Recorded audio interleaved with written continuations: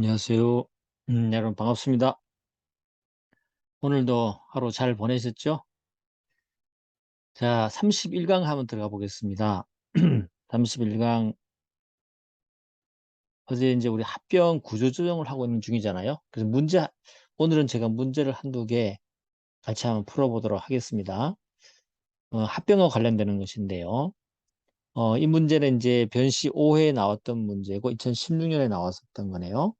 보시면 A 주식회사 B 상장회사는 합병을 위해서 합병계약서를 작성한다. 그렇죠? 합병계약서는 기본적으로 작성이 돼야 되죠. 주총의 승인을 얻고자 하는데 A 주식회사의 주주갑은 여기에 반대해서 주식 매수 청구권 행사했어요. 그래서 합병이라든지 뭐 분할도 마찬가지고 할 때 중요한 사항에 대해서 이 반대하는 주주가 예, 주식 매수 청구권을 행사할 수 있거든요. 그 부분을 반드시 한번 정리를 해야 됩니다. 반대하는 주주의 주식 매수 청구권은 곳곳에 이렇게 존재하고 있기 때문에 한번 정리를 꼭 해야 되겠죠.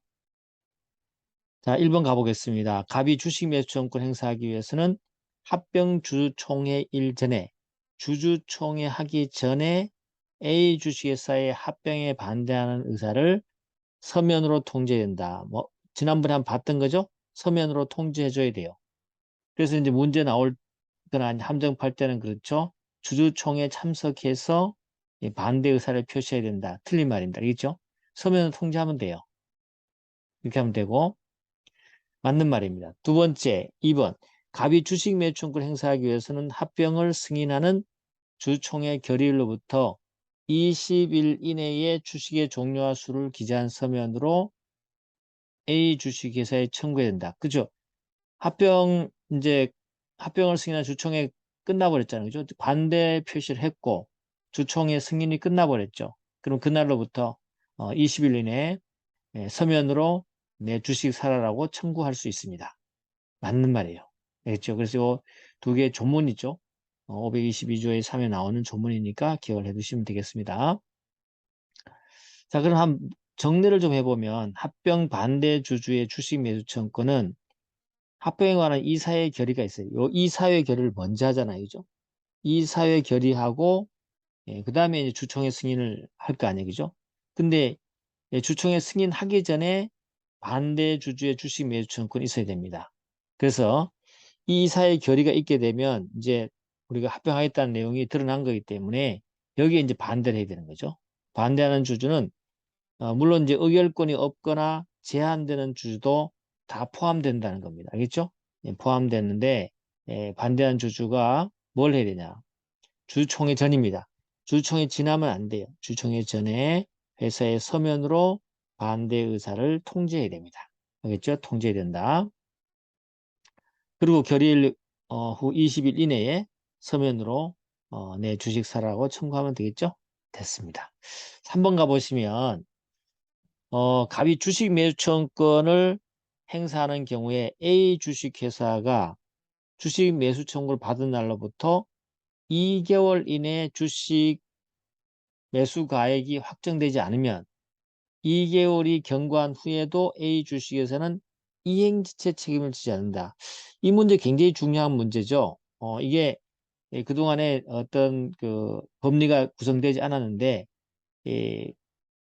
법적 분쟁이 발생해서 대법원까지 가서 여기에 관련되는 판례가 나왔거든요. 나왔기 때문에 기억을 해 두셔야 돼요. 주식 매수 청구를 했는데 2개월 내에 서로 가격 결정이 확정이 되어버리면 상관없는데 확정되지 않았죠. 그래서 2개월이 지나도 A 주식에서는 이행시 책임을 지지 않는다고 하면서 버텼던 건데 우리 판례는 이렇게 정리합니다. 어, 합병 반대 주주의 주식 매수 청구는 형성권으로 법적 성격을 정리를 합니다. 형성권은 의사의 표시만으로 법률관계가 형성돼 버리는 거죠. 법률관계 정리가 됩니다. 그리고 법에 의해서 효과가 발생하는 것이 바로 형성권이죠. 그래서 우리 판례는 그렇게 보면서 만약에 주식 매수청구 행사하잖아요. 행사하면은 혼자 행사하면 돼요. 하면 승낙 여부와 관계없습니다. 관계없이 주식에 관한 매매 계약이 성립된 걸로 봐버립니다. 알겠죠? 그래서 그렇게 본다 그러면 회사가 주식 매수 청구를 받은 날로부터 2개월, 이거는 뭐냐? 그럼 2개월 동안 뭘 하라는 뜻이냐? 이 말이거든요. 2개월 내에는 뭘 하라는 뜻이냐 하는데 이미 청구하는 순간 매매 계약이 성립돼 버린 거죠. 그렇기 때문에 이 2개월은 당연히 매매 계약이 성립된 것이고 그 기간 내에 돈을 지급하라는 거죠. 그래서 주식 매매 대금 지급의 이행기로 봐버린다. 알겠죠? 이행기. 이행기. 2개월은 이행기로 본 거죠. 그래서 이러한 법리 2개월 내에 주식 매수 가액이 만약에 확정되지 않으면 어떻게 되냐?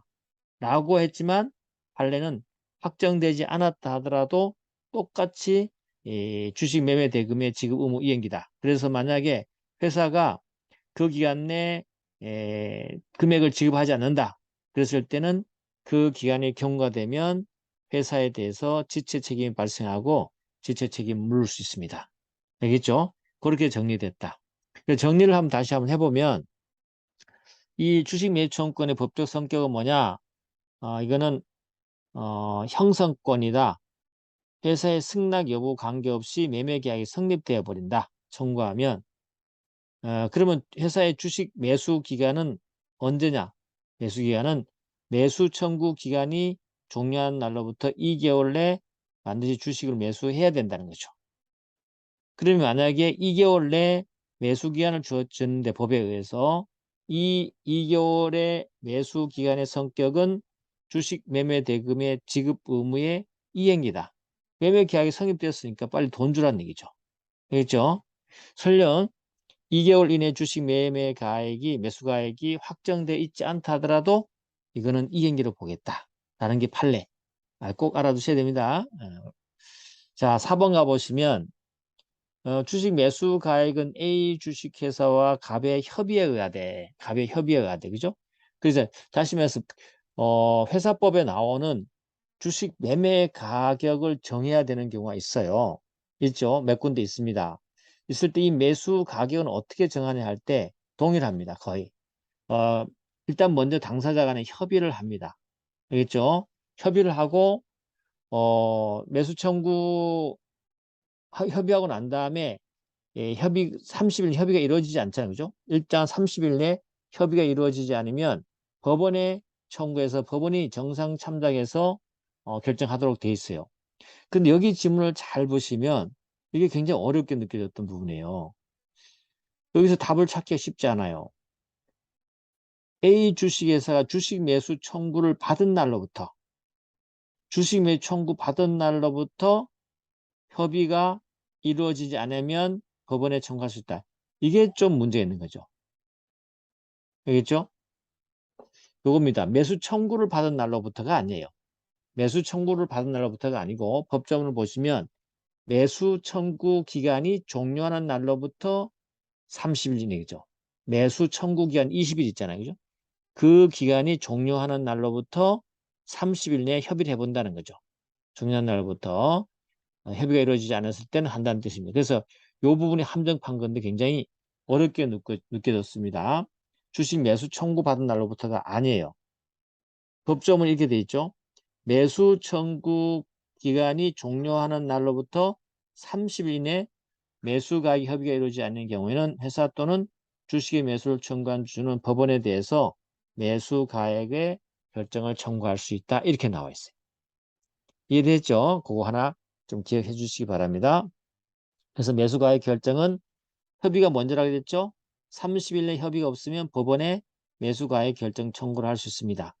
이제 그 매수 가액 결정하는 과정을 보시면 법원은 사정을 참작해서 공정한 가액으로 산정하라는 법의 명령이 있고요. 그 다음에 객관적이고 근데 판례가요.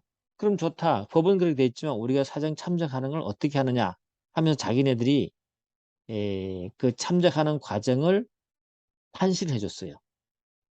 알겠죠? 어떻게 했냐면 우리는 이렇게 할 것이다.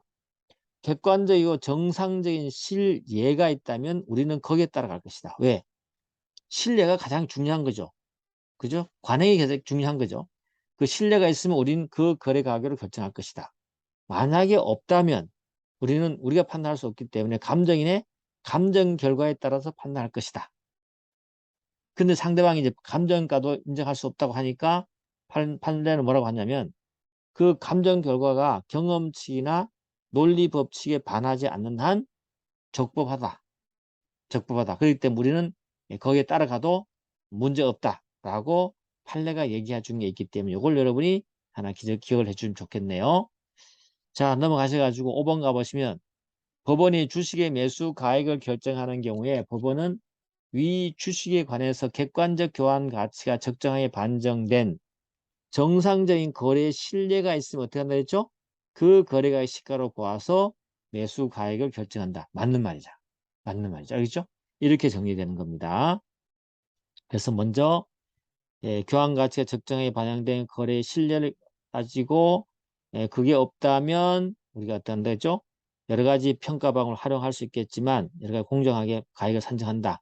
그러면서 더 나아가서 이제 감정가를 가지고 판단하고 이 감정가 나온 것은 적법한 것으로 우리가 인정해 주겠다. 이렇게 나온 거죠. 됐죠? 이렇게 보시면 될 것 같고 오늘 문제 하나 좀 더 풀어보겠습니다. 6번 한번 가볼게요. 6번요. 6번은 10일에 나왔던 거, 2022년에 나왔던 거네요. 2022년 올해 나왔던 문제네요. 비상장 회사인 A 주식회사는 B 주식회사를 흡수 합병하기 위해서 합병 계약서를 승인하기 위한 주총회를 개최해서 적법하게 결의했다. 옳은 거 찾으라 그랬네요. 기억번. A 회사는 주총회 합병 승인 결의 옛날부터 2주 내에 채권자에 대해서 합병에 이의가 있으면 이 채권자 보호 절차죠. 채권자 보호 절차도 회사법상 여러 곳에 나오지만 하나만 딱 알아두시면 돼요. 주식 매수청권 절차 알아두듯이 딱 한번 알아두시면 돼요. 합병결이 있으면 2주 내에 합병 이의가 있으면 1개월 이상의 기간을 내에 이의를 제출해라. 공고하고 또 알고 있는 채권자에 따로 알려줘야 돼요. 알려줘야 되죠. 여기 이제 하나 이제 법조문의 내용이고요. 자, 그 다음에 우리가 한번 정리를 한번 해보면 이렇습니다. 주총의 합병결이나 간이 합병이나 소규모 합병은 물론 이사의 승인 결의 거치죠. 그러니까 주총회 합병결의 주총회가 있을 때는 주총회 합병결의 만약에 간이 합병이나 소규모 합병 같은 이사의 승인 결의잖아요. 그죠? 대체하기 때문에 이 승인 결의가 있는 날부터 2주 내 이렇게 되는 겁니다. 알겠죠? 요렇게 2주 내 요렇게 2주 내 이렇게 되는 겁니다. 2주 내에 뭘 해야 되냐면 합병의 이의를 일정한 기간 내에 제출하세요라고 공고합니다. 1개월 이상이죠. 1개월 이상 내에 뭐 1개월 이상 기간을 정해서 혹시 뭐 반대한다든지 이 있으면 제출하세요라고 공고합니다. 공고하면 공고할 때 물론 공고를 해야 되지만 판례가요. 알고 있는 채권자에는 별도로 최고하도록 하고 있습니다. 알겠죠?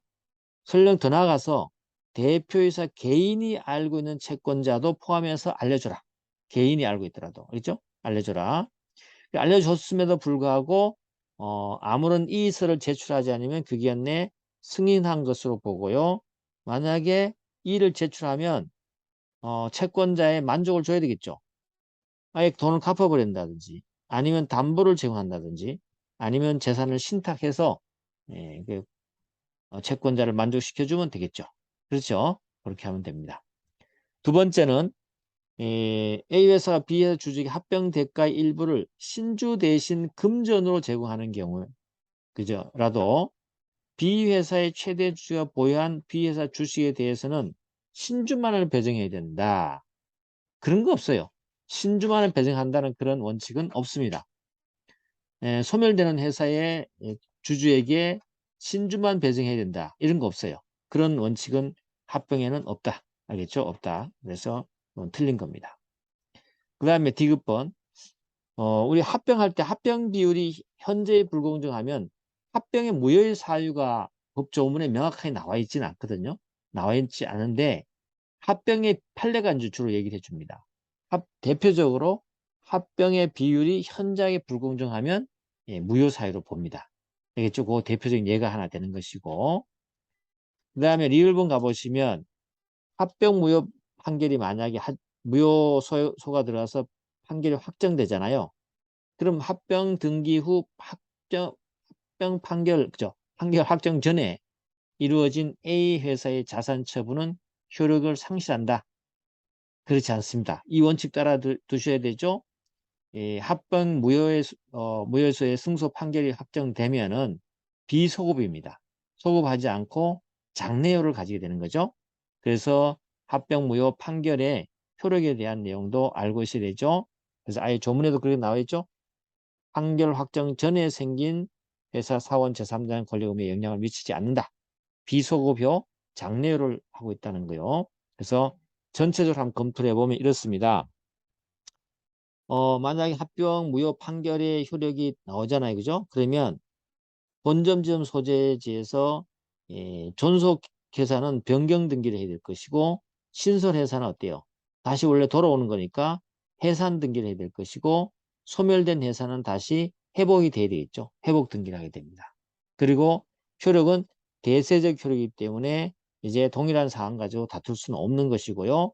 그리고 장래효가 됩니다. 알겠죠? 환원이 되는 거죠. 다시. 합병 전 상태의 둘 이상 회사가 되는 것이고 소멸되었던 회사의 주주도 어떻게 해요? 다시 부활되게 되는 거죠. 알겠죠?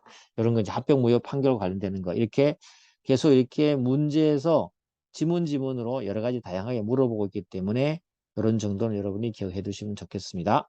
자, 오늘도 시간이 좀 지났지만 여기까지 하도록 하겠습니다.